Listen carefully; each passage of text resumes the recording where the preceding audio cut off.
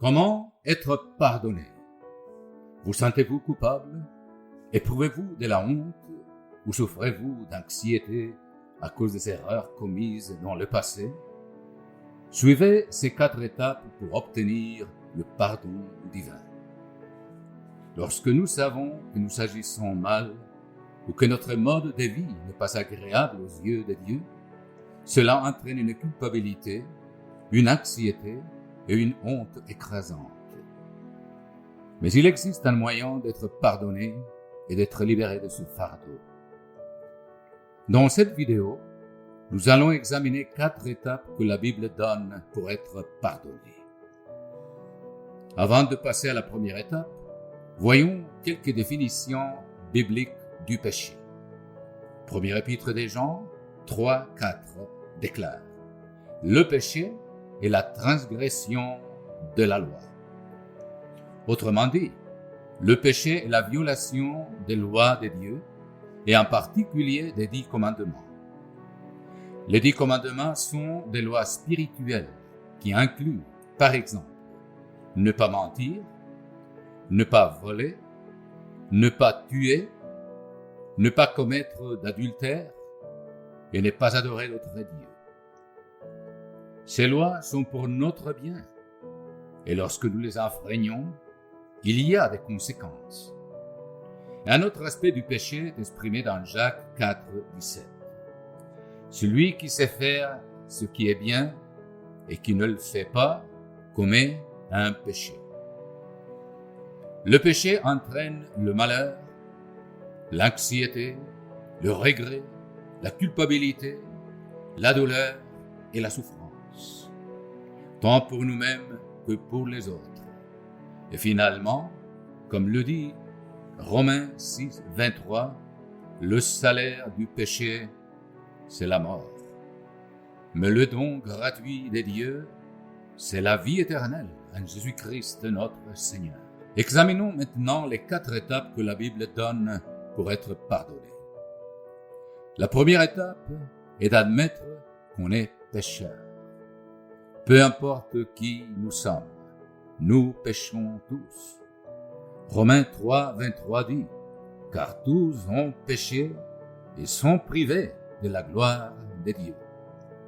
Premier épître des Jean, chapitre 1, verset 8 explique: si nous disons que nous n'avons pas péché, nous nous séduisons nous-mêmes et la vérité n'est pas en nous. Si nous reconnaissons cela, nous devrions comprendre exactement quels sont les péchés contre lesquels nous luttons. Pour ce faire, nous pouvons utiliser les 10 commandements comme un miroir afin de voir où nous avons failli. Est-ce que nous mentons? Est-ce que nous déshonorons nos parents? Commettons-nous l'adultère? Ou utilisons-nous des idoles dans le culte religieux? Donc, la première étape est de reconnaître qu'on est pécheur. La deuxième étape est de confesser nos péchés à Dieu et de lui demander de nous pardonner.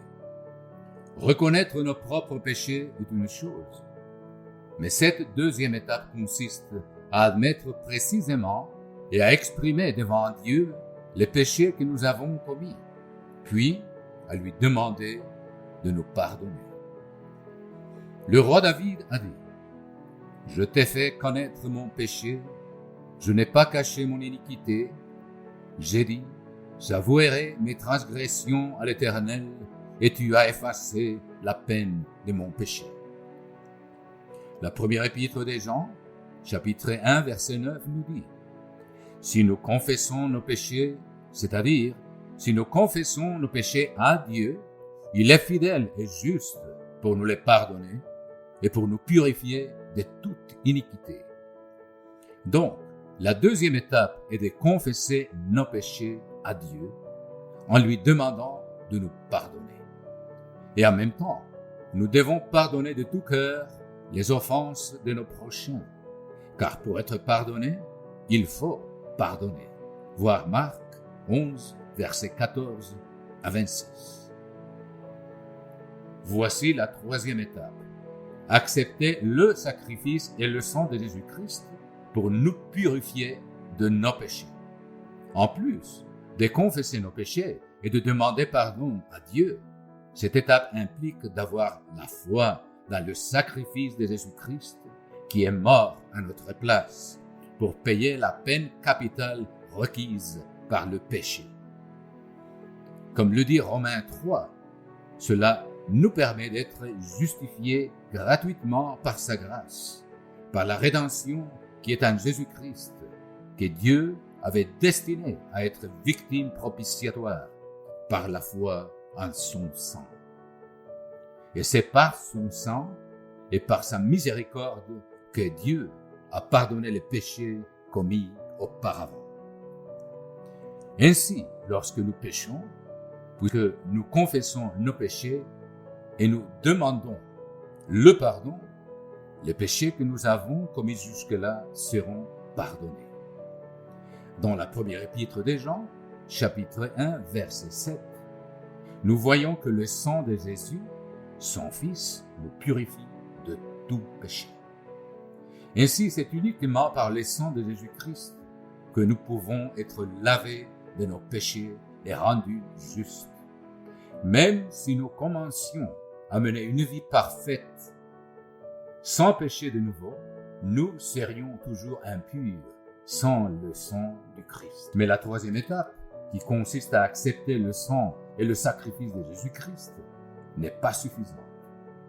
Dieu nous demande de changer, ce qui nous amène à l'étape suivante. L'étape 4 est de se repentir du péché et de commencer à obéir la loi de Dieu. La repentance signifie un changement de direction dans notre façon de penser et dans notre comportement. Acte 3, 19 dit « Repentez-vous donc et convertissez-vous pour que vos péchés soient effacés. » Une personne qui commet un crime et qui est graciée par un juge ne reçoit pas la permission de continuer à enfreindre la loi. C'est la même chose en ce qui concerne le pardon de Dieu. Lorsque nous sommes pardonnés, le péché n'est plus retenu contre nous, mais cela ne nous donne pas le droit de continuer à pécher. Romains 6, verset 2 dit « Nous qui sommes morts au péché, comment vivrons-nous encore dans le péché ?» Par exemple, si un homme commet un adultère, puis qu'il reconnaît son péché, qu'il le confesse à Dieu et qu'il demande sincèrement son pardon, il n'a pas l'autorisation de continuer à enfreindre la loi divine. Le pardon exige la repentance, c'est-à-dire un changement de mode de vie déterminé à obéir aux lois divines. Romains 6, verset 16 dit « Ne savez-vous pas qu'en vous livrant à quelqu'un comme esclave pour lui obéir, vous êtes esclave de celui à qui vous obéissez, soit du péché qui conduit à la mort, soit de l'obéissance qui conduit à la justice. » Nous ne pouvons pas être pardonnés de nos péchés sans la foi dans le sacrifice de Jésus-Christ. Mais Jacques montre que cela doit être accompagné par l'obéissance. La foi sans les œuvres est inutile. L'homme est justifié par les œuvres et non par la foi seulement. Comme le corps sans esprit est mort, de même, la foi sans les œuvres est morte.